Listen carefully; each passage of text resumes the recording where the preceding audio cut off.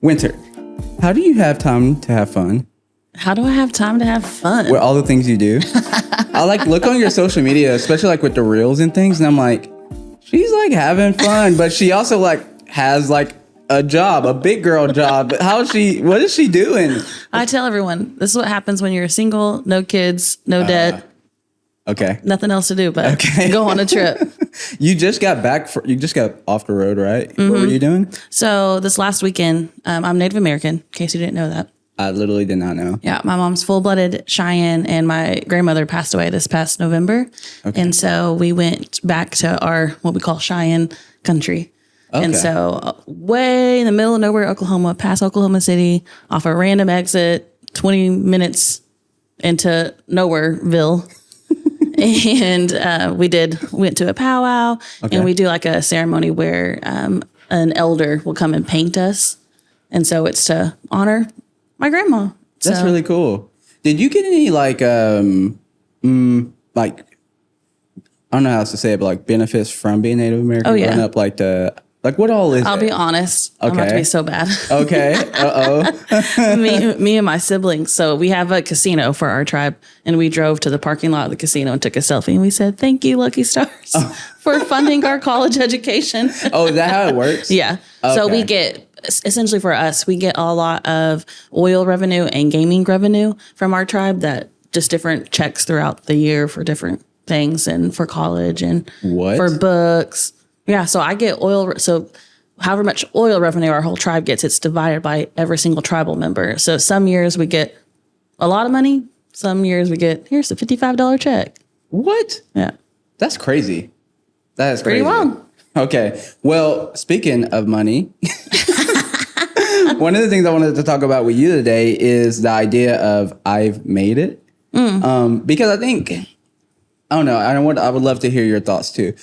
Growing up, I would always have this mindset of, ooh, when I make it, blah, blah, blah, and fill in the blank. Ooh, when I make it, I'll get this car. Ooh, when I make it, I'll have this lifestyle. I'll go to this place. And I think over time when you begin to grow, which we're not old. How old are you? Thank you. How old are you? 33. Okay. Yeah, we're young. Yeah, you got 6 years on me, but Well, when we begin to get older, some of those things become past thoughts and past conversations because we've done them. And you never look back and I guess at that smaller version of yourself and say, look, I made it. But some people do. Some people do have that boastful mindset. So I guess my first question to you is, have you made it? So it's funny you say that. I think I was probably in my mid-20s and I had done a whole lot. I think, rewind, when I was working so hard and then you kind of get a big kid job and you actually have real money, quote unquote, real money. Some of that extra, maybe not even extra income, but okay, I can have a real budget. I can actually start doing things. Maybe you get the car, all these different things. I kind of got to that place in my mid-20s. And so I was going on some really cool trips and doing a whole lot of really awesome stuff. And then I looked around, I was like, oh no. I was like, I think I've done it all. Yeah. And not in the sense of, oh, I've made it, but I'm like, oh, wow, I did all these goals. I went to the trips, my dream trip, my number one bucket list item was to go to Israel. Well, I went 8 years ago. Mm-hmm. Now what? Yeah. And so that's kind of where there's other people who feel like they are constantly striving till they make it, till they get the dream house or the dream life or whatever. But it's also weird when it's okay, you're so success driven. Were you naturally just a work hard person? Yes. Same. Always have been. Yeah. And so that makes it so much harder because, again, you do really achieve those goals way quicker. Yes. But it comes at a cost. I do want to talk about the cost. But let's go back.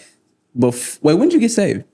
So I grew, actually, I go to Harvest Time. Okay. And literally, I grew up calling that place my grandma's church. Oh. So my grandma got saved when she was in her 30s, and she started going to Harvest Time, raised her kids there. And my mom, she loves the Lord, but I always called it my grandma's church. We were more every once in a while type of people. Okay. And so I would beg and plead to go to church with my grandma because I loved going to church. And I would say got saved technically as a kid in kids services, but really changed my life. I've had a huge encounter with God when I was the summer of 7th grade. Okay. And I was a kid who was evangelizing on school, having campus ministry. So is that about 12 or 13? Yep. That's so crazy. That's literally. I would have been 12. That's my time too. Like that's when I got saved. Same thing too. I was like changed your life. Yeah, I was a campus missionary. Yep. On the whole thing. Okay. Do we have the same life? Yeah, I know. Okay, so going back, when did your first like thought of American Dream for you happen? And what I mean, and I want to do like pre-Jesus because I think it changes quite a bit when we do get saved. Those dreams. Well, first off, when I grew up, I either wanted to be a storm chaser or I wanted to be a taxi cab driver. Those are my dream jobs. Well, the storm chaser is easy here. Taxi cab driver, maybe Little Rock, not really. So my dad's from New York. So remember I said my mom's native, dad's from New York City. And so we spent every other holidays there. Oh my God. And so I was infatuated with yellow taxi cab drivers. Yeah, I was a weird kid. So that was my American dream. Maybe not. Okay. But even with that being said, I think I always had the desire of my American dream was not the big house, white picket fence. It was, I have to have adventure. I have to go and see and explore. And so that was always my dream. And so that even kind of plays into I feel like I've already done so much of that. Yeah. And then once meeting Christ, it was going, okay, now what does that look like to live a life of adventure for Christ? Yeah. What did that look like? So I went to ministry school. That was my big adventure, one of my first big adventures, moving away from South Carolina, because I grew up here, even though my parents traveled all the time. My parents didn't have tons of money either. And so they were really resourceful. So I think that's helped me in my travels too, of living creatively. When did you realize that about your parents, like that you didn't grow up in a very like wealthy household? Probably later in life, because I never felt without. Yeah. Yeah. No, I have the same thing. That's why I'm asking. And we never didn't go on vacation. Now we weren't going to Disney. Yeah. Every year, actually ever, but we were always going somewhere and experience, and they made it interesting. So maybe we weren't staying in one of the hotels with the water park inside of it, but we were staying in a KOA cabin, and it was like they made it cool and they made it fun. And so they were also always taking us to learn something. They were always doing culture of learning someone else's culture or going to some type of museum. And so that's really cool. I think that's why I never felt without. Now, granted, maybe they were doing culture events because they were free. Yeah. But yeah. When did you, I guess, what kind of made you think to even think about your parents' income? I guess as an adult then, what evoked that that thought in your head? I don't know if there was even something that happened as into it was the older I got, just more of an understanding. Probably college. Yeah. Other kids getting cars. Oh, I understand. Like practical things. Yes. And I was like, oh. Yes. It's a little bit different. I remember when I hit that mountaintop moment, kind of like what you said, where you had gotten to a point where you realized, oh, I did that, I did this, I did that. I remember at that time in life, I was going out on my own, actually, like dropped out of school, and now I have to get my own, I have to pay rent, I have to buy my own groceries, all those different things. And then I began to think, how did my parents do this for 5 other kids? So I literally called my mom. It's like, how much money have y'all made? Like, what's the biggest check you've gotten? And I remember they told me a number, and I was like, how? And then that's when I realized we were very, very poor growing up. And at that moment, I mean, never crossed your mind. No, I never knew. I mean, like the only time I would know to think about things like that is when I went to like a basketball game or a trip with school, and I couldn't get $30 for food. I got $5, and other kids would get like $20 or $30. That's kind of when I was like, okay, like I guess maybe I knew as a kid too with school clothes. Yeah. Other kids getting like brand new clothes. But even that, my mom made it like a game to go thrifting. Yeah, me too. Same it's thing. Like I still love doing that. So I wanted to come back to and ask, so you had this moment where you did realize, okay, here are all the things that I think of as success, the American dream. You accomplished it. You went to the school. You didn't become a taxi driver. Yeah, missed it. Maybe I should Uber drive. Oh my gosh. I'm not gonna lie, so fun. I enjoyed Uber driving. I did it and I loved it. I didn't deal with people. I dealt with food. Oh, And so, and it sounds like I'm trying to make this like over spiritual. I promise I'm not. But because I was in a car from like 9 a.m. to like 12 p.m. at midnight, like I just prayed the whole time. And so it was so my first job is I worked for the U.S. Census. So I was an 18-year-old working in the U.S. Census, driving all over Arkansas. And that's all I had to do. So I was what they call, I actually forgot the word, but essentially I had like a handheld computer and I went and verified addresses. Oh. That's all I did for the census. So say there's a street block with 30 houses. Well, I had to go check 3 houses address. Wow. So I was just going neighborhood to neighborhood by myself, hours on end. And so that was essentially the same thing. It really... Yeah, praying the whole time. I enjoyed it. Like I really did. Like it deepened my relationship and I was able to make money doing that. So that was cool. But going back to that, when you were in that moment, how did it feel once you realized you had accomplished, quotation mark, your version of your American dream? What were some of your feelings going on then? Honestly, I was a little scared because I'm an achiever as a person. And so it was and I'm not trying to sound morbid even saying this, but I was like, am I going to die soon? Yeah. Like I've experienced so much life and yes, there's so much more. And there was, you mark off one thing on your bucket list, you add 5 more things and that's kind of success. But then it kind of got a little bit to like, okay, what is all this for? And so I had some huge moments even asking God, okay, what do you want me to do? And so this was really later in my 20s. Honestly, it's actually when I went back to college. I graduated college this last spring, not like this last May, but in 2023. Okay. And congrats. Oh, thank you. Worked really hard. What'd you go for? So ministerial leadership. Okay. With who? SEU in Florida. Okay. Oh, okay. I think I know who that is. Is that the other big, I don't know, like there's SAGU, then this is, okay. Yep. Yes. Yep, SEU. Okay. So that school looks so cool, by the way. At least the marketing and like the advertising behind it. It looks like the dream. Which, granted, I didn't go on campus. I was online. Yeah. But still, even actually graduating, being there, I was like, oh, this place is so much fun. Yeah. The vibe of people. It's really cool when you're around a whole lot of like-minded people too. In all different age ranges, backgrounds. And so I really loved that. But I really had to get to this place of like, okay, God, what is next? Because I kind of felt like, okay, I was checking all these boxes of doing things of success. The reason why I asked you earlier, if you were a doer, because I think even in my walk with Christ, I'm a doer. I'm like, let me do all these things. Let me be the campus influence. Let me bring, I was a dance team girl. Let me get my whole dance team saved. Check. And granted, yes, those are places from a pure heart, but I was living my life for so long of just being someone that was doing things. And so that later in my 20s, after I already got my quote unquote dream job at my childhood church, my grandma's church, it was, okay, God, now what? Honestly, the pandemic really shook me too, because I lived by myself and had a whole lot more time to think, and I couldn't go and explore as much. I was going more local and more nature type of things. And so it was a huge moment of, okay, what is next? And that's when I started going to college. And that's when I just kept being obedient and saying yes to Christ. And that's how I got this. I thought my dream job was going to be at the church working with youth.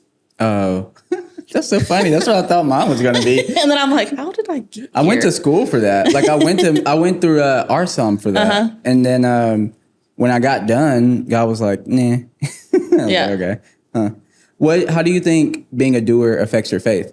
So it's so hard. So my biggest challenge is to truly know that my identity is found in Christ, not because I do something, not because I earn God's love. And so it's a challenge. I mean, even as someone who I would say is not more mature, because you're right, we're still young, but someone who's been a believer since I was 12. Yes. These are things I know with my head, but it's hard to live out in practice of like, okay, the more I do is not going to earn God's love more. And so it's actually really hard for me and unarming for me for being vulnerable. Yeah. And just freely receiving God's goodness. And so that's like a practice I have to continuously go back to, and just staying grounded and humble that, okay, it's no matter what I do or how much I work, I don't earn anything. So was that moment that you realized that, was that an identity crisis for you? And if so, what did that look like? Oh, 100%. Okay. again, since we're similar, you'll understand this. You're serving in the moment you could, you've making a difference at your school, you're becoming a small group leader, you're constantly pouring into people. And so honestly, I was good at that when I was in high school. Things that came naturally. My youth pastor was always using me as an example. Yes. Quote unquote leader. Are you the oldest of your siblings? Yes. I'm the oldest of my siblings too. Okay.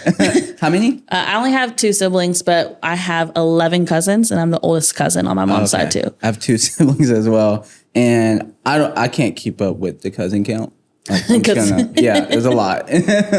But so with that, I'm used to being the person in charge. Yes. Okay. I was used to leading. And so really it was easy for me in my high school days to really rise to that. And when I went off to ministry school, they had one of these rules for us that you couldn't be a small group leader. And that was my first identity crisis. Because I was like, what am I without leading? What am I without doing things? You want me just to be here and to receive, and you just want me to learn and spend time in prayer? What? How old were you? I was 19. Okay. Wow. Okay. That's crazy. And I was shook. That's literally like when I had identity crisis. Okay, so I went to school. That's also too young to have identity crisis. I know. But I had one too. But I had gotten so you said 12. I think I was closer to 13 when I had gotten saved. But it very much was a doer mindset. Like, okay, what can I do? How can I need to radically change everything about me, my life, and everyone else's life? And so I would pour myself into doing whatever I felt like God was calling me to do. And I had gotten to college, and I remember they were doing baptisms for college students in the ministry that I was in, Chi Alpha. And I remember God telling me, "You're not a slave. You're my son." And that changed everything for me. That was my identity crisis, because I had only known doing and serving God, not being in a relationship with him. And so when he called me a son, I didn't know who I was anymore. Like, if I'm a son of God, that's different than a slave. I'm just going to do what you tell me to do. But also, weren't you so happy to do? I was so happy. I mean, now on the back end, I'm now happy. But first I was worried. Yeah, I didn't have an what understanding. What am I going to do? Yes. Yes. Like, who am I? And so, honestly, here's the thing, is I'm still in a place to where I'm not sure I'll ever really know who I am. I know what God's calling me to do in different seasons, but who I am is, I feel like that's really hard to nail down, because I'm always changing based off of wherever I am with my relationship with God and whatever he's calling me to do. For instance, one day I may be working in a coffee shop. I'm a coffee shop guy.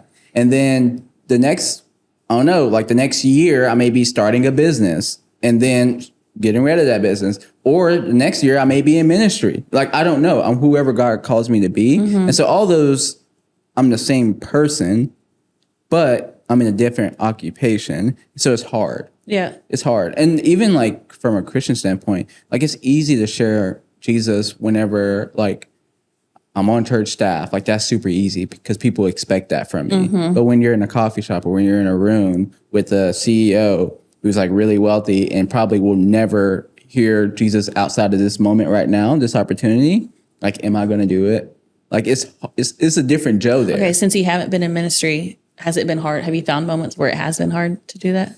It's incredibly difficult. I will say, when I am trying to follow Jesus outside of being in a like on staff ministry role, I see myself as more like a sniper on the on God's side, because I'm not out spreading really outwardly talking about Jesus all the time, but I'm waiting for specific moments. So I'm cultivating relationships. Yeah, this guy may be an atheist who's my business partner. Yeah, he may have these ideas, and they say controversial things all the time, but I'm not speaking up and necessarily defending Christ in that moment, because times come later, and they always have, where we're in a hotel room on a trip together, and they're like, "Hey, so I see that cross on your arm. What do you think about that?" And I'm able to have that conversation in a more a Holy Spirit led moment. Yeah.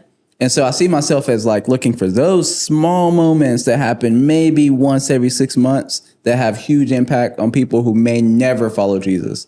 Then when I was on the church when I was on staff, I just seen it as what I'm supposed to do, which honestly I don't think isn't healthy either. Because when I seen it as something I'm supposed to do, I wasn't serving it fully passionate. Yeah. You know? Sometimes, I don't know if you've ever heard this phrase, but people who are pastors or work on a church staff, they are almost afraid to tell people outside of the church what they do, because the moment you do, it's like a wall goes up. You probably have even experienced that. I think of even like if I've been on trips and been like in a more trendy scene of people that definitely aren't believers, you say, "Oh, what do you do?" Oh, I'm like, "Oh, I work at a church," or "I'm a pastor," and they're like very standoffish. And so I think sometimes we have to fight that too, and working in ministry. But it's also so much more, even if you work in a church role, or if you've been a believer for a million years, or you're just a newer believer, it is all about relationships. Yes. I think Jesus also modeled for us that. Now there's times, and you follow the Holy Spirit, that you have to call things out that are like unacceptable.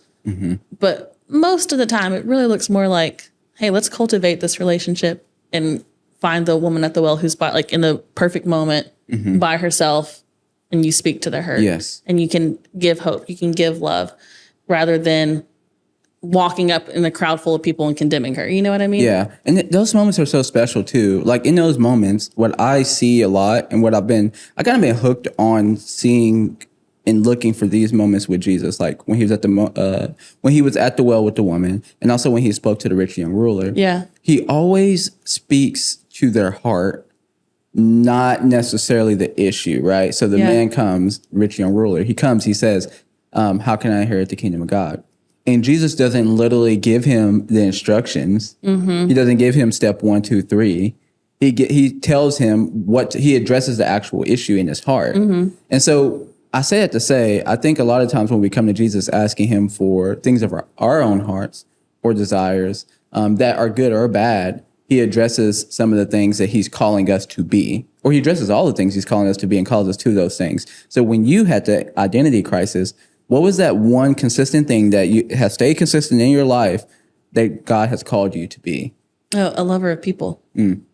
For sure, hands down. And that's been like a through line throughout my whole life. Even it's morphed to of so much like, not like I'm doing it to go and evangelize people, where it was maybe younger, but even in the identity crisis, it was, oh, you can't be a leader. Well, that's how I love people. No, that's not true. No, oh my gosh. I love people through things like this. I love people through stopping in a coffee shop because a book they're reading looks interesting. And so it challenged you to learn how to love people in a different way. Rather than doing it. Okay, yeah. Then I just am. Yes. And existing. Yes. I think when we walk a life with Jesus long enough, and you have walked for, 12 years old till 33 now. Yeah, That's a long time. That's a minute. So when you've done that, you kind of collect this tool bag of gifts that God has called you to operate with. So like if yours is like loving people, like you have a bunch of different tools on how you can love people. What do those tools look like for you? So I'm really good at, I actually tell people I'm not extroverted because I like the more one-on-one conversations, but I'm just really good at talking to people.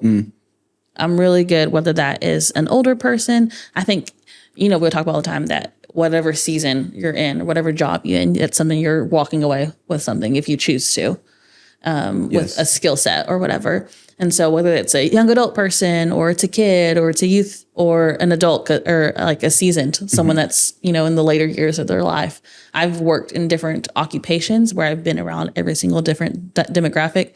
I literally went from working in a assisted living to being an after school program director. That was my career shift. Were you working with Joe? I wasn't, no. Okay. Different facilities. Okay. And I'm older than him, so by the time that he was working there, I was already at the church. Yeah. But it's that my pendulum, though, of occupations has been working in an assisted living with people in the last years of their life to working with elementary age kids after school. And the reason I was even able to do that, because I always even viewed those, even though they were secular jobs, it was all about loving people. It was caring for people. And so that's honestly the tool belt that I've had has been how to love different demographics of people, of simply caring. And it almost sounds like a silly reply, to your question, but it's truly just looked like. So it sounds like you're an introverted extrovert. Yeah. Which for me, that has meant like, yes. So breaking down introvert / extrovert. Introvert is extrovert is whenever you talk to people, you interact with people, your charge, like your battery level goes up. Introvert is whenever it goes down. But for me, most of all the time, whenever I'm like conversating with people at like a party or, I'm just like small talking at a coffee shop as I'm passing, my level goes down quite a bit. But whenever I have like specific conversations with people, like planned conversations, it goes up. So it's like, I don't really know what to call that, but it sounds like it's the same for you. Ambivert. That's what I learned in school. Ambivert. Okay. But so same thing. I can be in a big crowd moment, but if I could have a quality conversation with one person that I meet from when the moments of being an extrovert, that's quality. And I walk away like, oh, that was amazing. Yeah. I don't know. I feel like I don't really enjoy the small talk nowadays. Like, I just want to have real conversations. Like, actually, how are you? Yep. Just because like you'll jump on social media and you'll see that, I don't know, this has happened to me. You'll jump on social media, you see that same person was hurting in the moment when you had just left whatever event and said hey to them. Like, man, I wish I would have talked to you about that rather than what the Lakers were doing. Like, what? And so I try to, I don't know, I just hate doing it now. That honestly goes back to that level of care though. But I think it's also partially us having to take that first step because no one really likes to be vulnerable. Yeah. No one really likes to say, actually, you know what? This weekend was terrible. I was actually a hard time. That's not true. My weekend was amazing with my family. It looks amazing. I fight for that though. We can go back to that at a different time. But because if not, life can just get hard and it can be sad. But I fight for creating moments for myself. But back to what I was saying is I think we have to start with us being vulnerable with other people because it's so easy to be like, hey, Joe, how are you doing? Good, cool. And I'm already walking past. Or I was saying, hey, Joe, I saw this. Or you, like even how you did to me earlier. Hey, I saw you were just out of town. Tell me about that. I could have just said, oh, I was with family. Like I could have just said that. Yes. But instead, hey, let me be a little more vulnerable and share, here's what was going on. Here's why I was there because of my grandmother. And so that's smaller opportunities, but because maybe we salt that conversation in the future when you're really going through something or I'm really going through something, it's way more easier to share that. That's why I think it's super important to find your tribe. Yeah. And like for most people, like, if you're listening in the United States, that most of the time means like a small group. I think and I'm not trying to, it sounds like I'm trying to promote everything. I'm really not. I think because if you don't have those, for me, I need select people who I can be vulnerable with. I don't like wasting energy being vulnerable with people who don't care. I also don't think you should be vulnerable with the masses. Yes. Or not to create something, stir up even someone else crazy, or false vulnerability. We've been, me and someone else at the church, we've been talking about what does it look like to be false vulnerable on social media, posting a video, being like, hey, here's what I'm really going through, but you're not really sharing it with a connection of a person. Yes. And so, yes, I think there's a moment where we can share a story on social media that can empower and bring awareness to people, but you still have to have that tribe of people who's knows your heart. Yes. And then like sometimes like those different people have different skill sets, like what we talked about with you, like the different tools that you've collected. Each one of us have our own bag of tools that we're walking through with life. So that may mean that, when we go to small group and we're facing one issue, 1 month, I'm going to go to this person because I know their tool set. But it's because you know their story. So you already know. Yes. It's so important. Like, I think it's so, I don't think those type of relationships can be built in a foyer passing through after service on a Sunday. Just don't think so. Like, not that deep anyways. Maybe it can begin. Yes. But to have a conversation about how you feel about your mom passing away and that happened 2 years ago, but you're just now feeling those effects. You can't actually stand and have that conversation, right? It's just hard. You have to have some type of group or support system anyways. Yeah. So how do you think that you're whenever you're going from where you are now in the positions that you are with the tools that you have, how are you seeking out more tools? I'm just going to keep saying yes to God. It looks like just walking in obedience. When I think about my journey from the past 4 years of how I even got to where I'm at now, it's truly just been saying yes and learning, being a student. At Harvest Time, our pastor Darren, he's always talking about raise your hand if you're a disciple. And I actually told him, I was like, stop saying that. I was like, because I don't even know if we know what it means to be a follower of Christ. Yeah. And he's doing he's doing that to get the people thinking and evaluate, like self-evaluating. But I have had to go through my own life and be like, okay, how and what active ways am I learning? What active ways am I pursuing to learn more about living like Christ, living life with Christ? And so that's been a huge kind of revelation within my own walk with Christ this last year. Since I turned 33, it's okay, let me reevaluate what it is to learn in the quiet moments and the restful moments, because I am such a doer, because I am constantly going somewhere, doing something, searching for something, but it's finding those moments. So that's probably the new tool that I'm learning is restfulness. How does God typically speak to you? Oh, and like, give me an exact moment, like in your life recently, where God spoke to you, and like describe that to me, how that happened. Ooh, I can think of one right now. Honestly, it was driving, so it's funny that not to bring it. I'm not intentionally trying to tie it all back to everything we've been talking about. But since I was younger, when that first job when I was always driving, I love taking road trips. I love driving. I love to pray while I'm driving. I think partially it may be because we live in Arkansas and it's a beautiful scenery. Yes. And so it's so easy to take a quick 20-minute drive and get somewhere so beautiful. Or it could also be the doer in me that I feel accomplished. So when I lived in South Carolina, I was always driving to South Carolina. I've only flew a few times, but it's because I enjoy it. Everyone thinks I'm crazy. That's a long That's trip. a 13-hour drive. Oh, geez. Okay. All right. Going there, then you gain an hour coming back because time change. Have fun. But even that's most people's reaction. Yeah, I can't do that. I love it. Well, let me see. If I know I can like jump on a plane for less than 400 a ticket round trip, I'm going to do that. But if I can't, then I'm going to look at the trail, like the actual road, and see, okay, am I going through like ugly cities or just like straight dead, or is it a pretty drive? Oh, it's a pretty drive. Let's do it. Yeah. So like driving home from South Carolina, going through the Smoky Mountains. Oh, yeah. Like that sounds beautiful. So for me, I've always had huge moments with God where it's me in the car with no music on, or it's worship music on, and just feeling so connected, where I can hear him speak. I don't want to say audibly, but you just know when you're like, oh, that's the voice of God. Like that's the voice of God speaking in my life.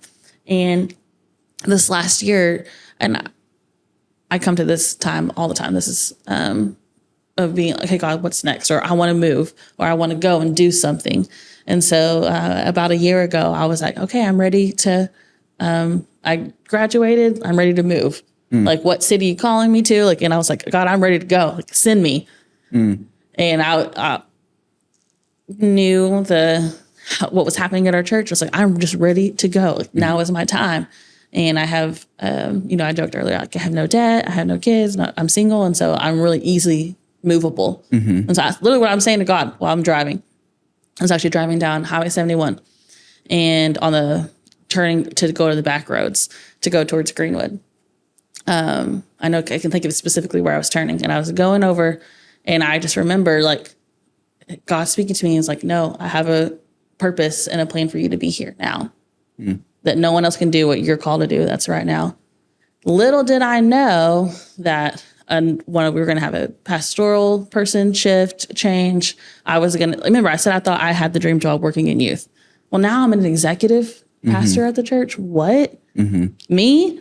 And so that was like, and that's not always occupation type of situations, but that was probably the last time that I was like, oh, God really speaking to me, and I had to be obedient, and I couldn't deny it because the whole time I'm planning, hey, I'm trying to move. And I was like, no, I know that was God's voice. And so I was like, okay, I'm here. And I literally told Pastor Darren, I don't know what this means. I don't know why, but I was like, but I feel called to be working for you right now. That's awesome. And then so much crazy stuff happened. I just kept saying yes. And yeah, and I feel like since then, I mean, that's a beautiful story, first of all. too, I feel like since then there has been a lot of from outward perspective looking in, it seems like there has been a lot of health and growth come in since then. And so I think like it's just beautiful to take those steps because it could have been a missed opportunity. Yeah.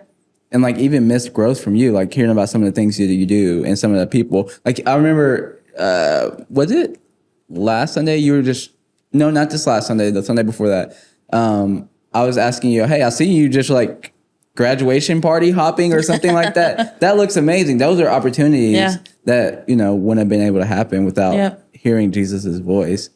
Yeah. That's really cool. And I got to play a part in creating health, fighting for our church, the people, our staff. And it's just been a beautiful opportunity that I never in a million years would have thought would be me. And so it's really cool. Working in an executive role, one of the issues that I could see you possibly having, you can tell me if I'm wrong, is whenever you're a doer, we kind of have the mindset of not only pointing out problems, but before we point it out and make it known to anyone, we also have come up with solutions. So being in the role that you are, a leader, you can't always immediately go to fixing those problems. You have to delegate it. I would want to. Yes. So how has that been for you? So I joke to Pastor Darren that I'm like, what? I don't know what you pay me to do because I don't do anything. Which for someone like me is terrible. Yeah. I am so used to doing the things. Yes. And so it's so difficult, but it's really something that I've grown in and been able to help even impart in our other staff. And I think it's good. You're someone that's worked on a church staff, so a lot of times the expectations are a lot. But when you're incorporating the whole body, the whole congregation of the church, where it's not us doing it, we're doing it together and we're empowering other people. So yes, it's delegating, but I think it's also, let's bring people along the journey with us. Yes. It's so much more powerful. You're making so much more of a difference. You're not as exhausted. It's becoming truly life-giving rather than feeling that slave mentality where I'm literally giving my entire life and I have nothing left to give. Yes. Well, I think for like what you do too, it's different being able to tangibly see God moving in somebody, right? Like there's not a ton of jobs when it comes to like ministry where you get that. What I mean, like that instant gratification. I know that we shouldn't be looking for that. We should just be happy with who God calls us to be and we're walking in that. But there is a point. I mean, there is something in us who wants to see our fruit grow. Yeah. And so, having a conversation with someone at a coffee shop who's going through some things, and then you see them take that first step to walking in forgiveness with whoever you're like, that's huge. Like that gratification of knowing makes that it you're all worth it. Actually making a difference. Every time. It's so much like I have to constantly look for those things like in the place that I am. And I've had to even go to friends for kind of like some friend on friend counseling of like, dude, I feel like what I'm doing feels empty. And they're like, well, how's your giving life looking? Like, are you giving above the tide? Because like, to me, when you told me when we first had the conversation, God put you in a place where he's putting you so that you can give back. And that's where you see the benefit. And I'm like, oh yeah, you're right. So I think if you're not always pouring back into the kingdom, what are you doing? Yeah, I know. It's almost twofold because I'm saying on one side, we're not a slave where we have to do so much, but when you're giving from an overflow, there's a one-liner that I learned in school that was life really is found in giving it away. And not in like I'm sacrificing. Yes, we should to be like, it should be sometimes uncomfortable, but not to detriment, but into having that day of graduation parties. For those watching and listening, I literally spent one whole weekend going to seniors graduation parties and it was 6 different parties. 6 in one day? Yeah, all throughout the city. It was like just during the middle of the day? It was over the weekend. Yeah, they had all it spread out over different times. Wow. It was wild. But even that, like it's seeing the impact. Was that something maybe I wanted to do?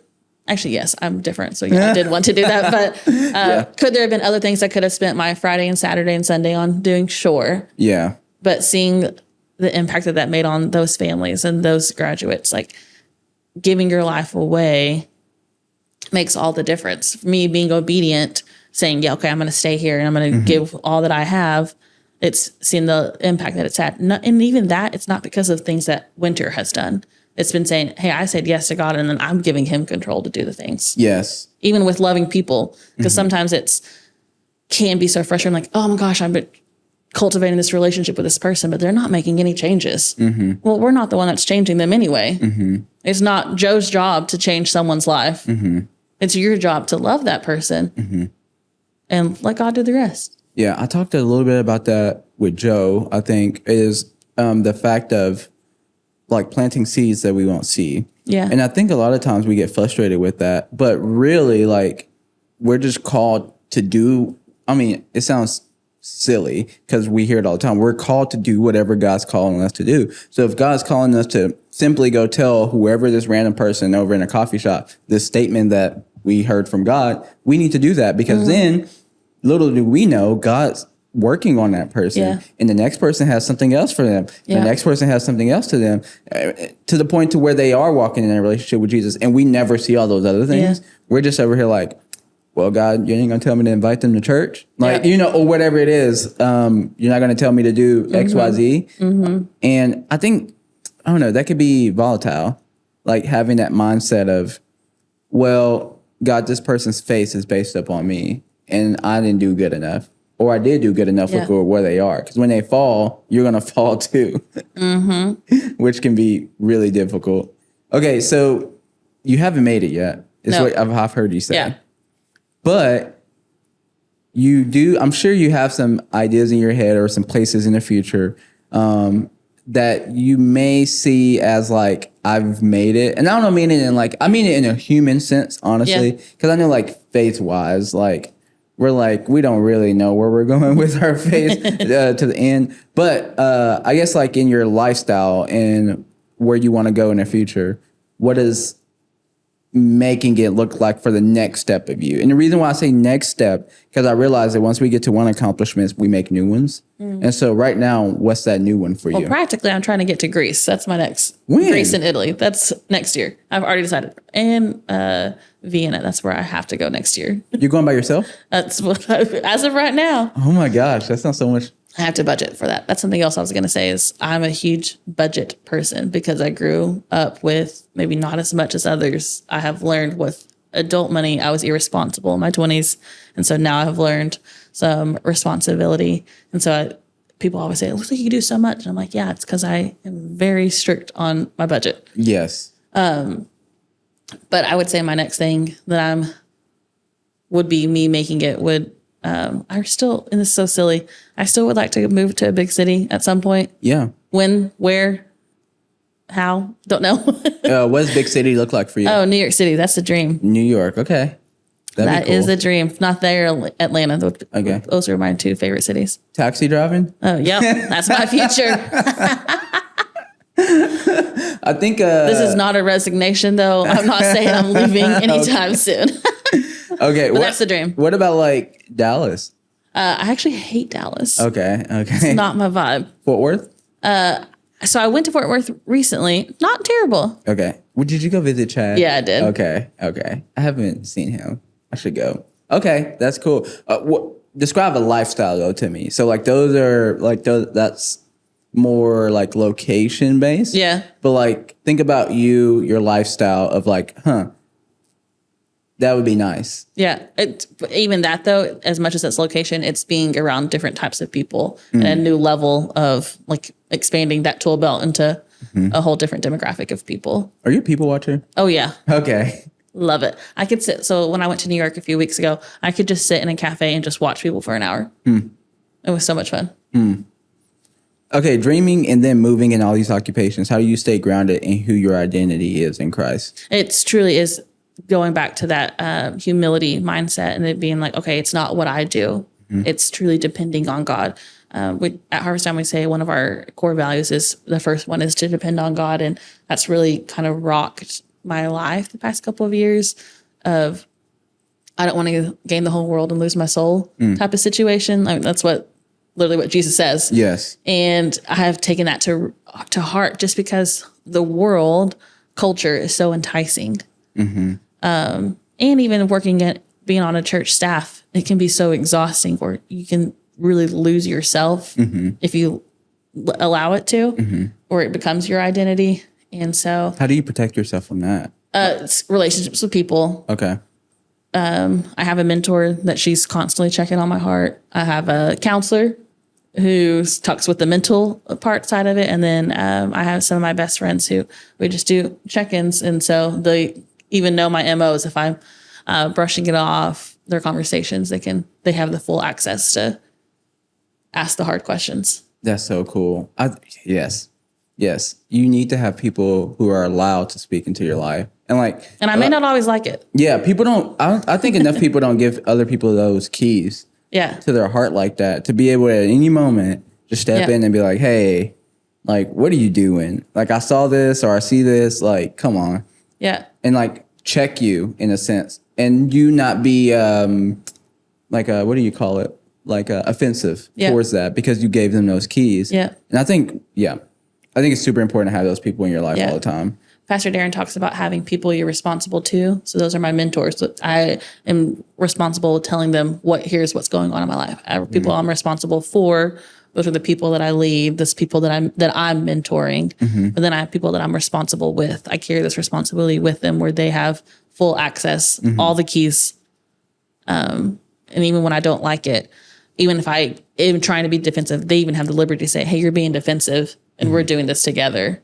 Yes. And I'm like, ouch. Loud and clear.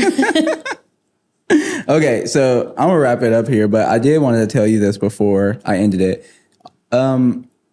It's really encouraging to me when I don't go on social media a lot. Actually, I've deleted half of it. Good for you. And the only ones I do have are the ones that I have to keep for work, which is, well, Facebook for my grandma to know what I'm doing.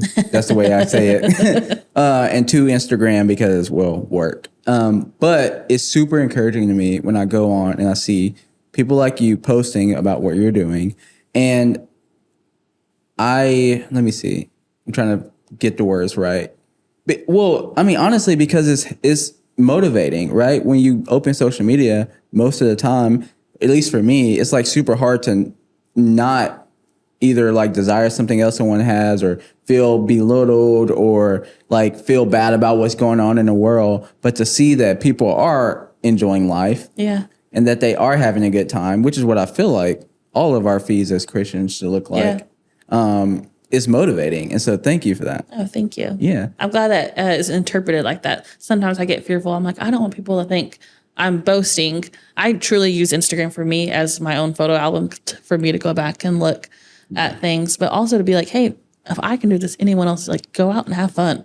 Well, and go and do something. That's the other point that I was trying to say that I couldn't like articulate well, is that it's super motivating to me to see that you're able to do that from a place of God is so good and I'm just doing what he's telling me to do and I'm obeying him. Therefore, I don't feel bad about sharing the awesome things that God's doing in my life because it's him doing it, not me. Yep. I'm not doing all this. God is. And you should see it and you should do it too. Yep. We should all be doing that.